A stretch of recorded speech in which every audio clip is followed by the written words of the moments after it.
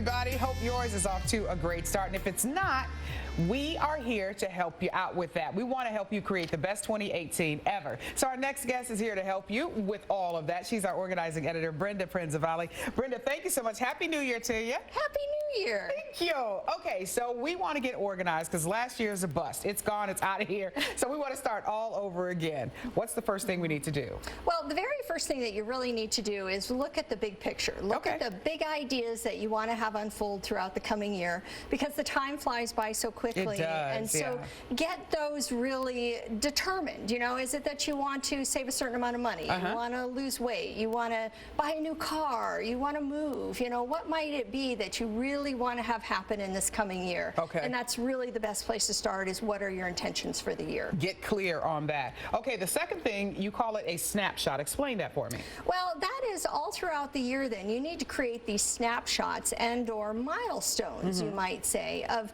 targeted times to achieve a certain amount of that goal. So if you're wanting to buy a car, then is it that by March 31st you've now set aside $5,000, or that you want to take a trip, so you stash away $1,000 and you've made your reservations. You know, what is it that what are those milestones so that at a snapshot you can see whether you are on track or not? Okay, all right, that's a really good one there. Okay, and the last one, you talk about emojis. This sounds like fun, but I know this one is work too, right?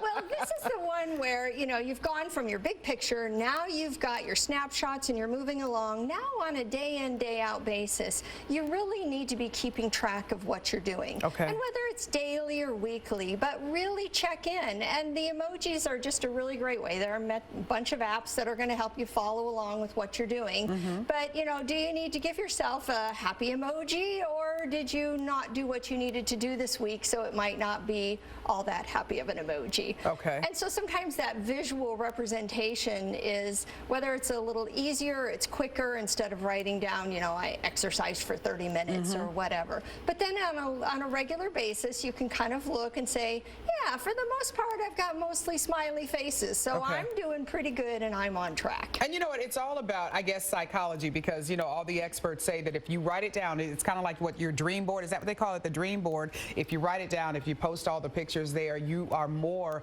likely to achieve those goals because you have that visual and your mind wants to complete a process, right? Yes, very much so. That is definitely part of it. And then the other part is that once you've written them down or you've determined them, share them. Tell a good friend, here are my goals for the year, because then they're going to help you. Yes. Have the family all on the same page, right? We're not going to go out to eat tonight because we're putting that money away. Accountability. Accountability, right? Yes. Yeah, all right, very cool. Well, folks, hey, I hope that helps you out. I know it's kind of hard to get a good start, saving the money, losing the weight. We're all there. I got my Spanx on now. Anyway, Brenda, again, Happy New Year to you, folks. Happy New Year. And so, folks, again, hey, get your dream boards ready. Get it all done.